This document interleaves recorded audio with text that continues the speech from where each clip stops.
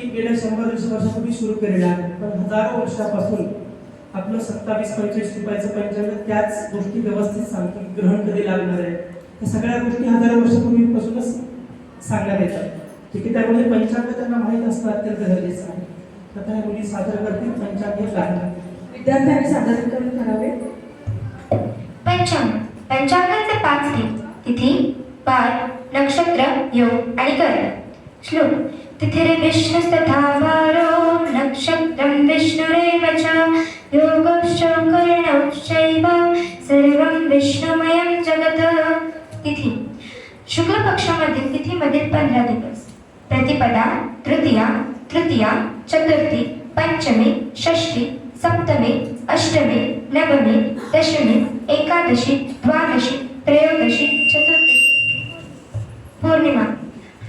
कृष्ण पक्षामधील तिथीमधील 15 दिवस. प्रतिपदा, तृतीया, चतुर्थी, पंचमी, षष्ठी, सप्तमी, अष्टमी, नवमी, दशमी, एकादशी, द्वादशी, त्रयोदशी, चतुर्दशी आणि अमावास्या. संस्कृत मधील वार.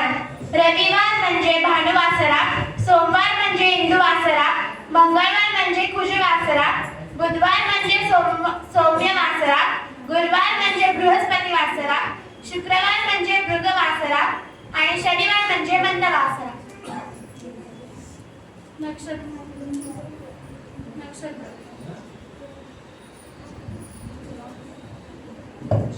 नक्षत्र. अश्विनी, भरणी, कृतिका, रोहिणी, मृगशिरा, आद्रा, पुनर्वसु, पुष्य, आश्लेषा, मघा, पूर्वा फाल्गुनी, उत्तरा फाल्गुनी, हस्त, चित्रा, स्वाती, विशाखा, अनुराधा, ज्येष्ठा, मूळा, पूर्वाषाढा, उत्तराषाढा, श्रवणा, धनिष्ठा, शततारका, पूर्वा भाद्रपदा, उत्तरा भाद्रपदा आणि रेवती. योग.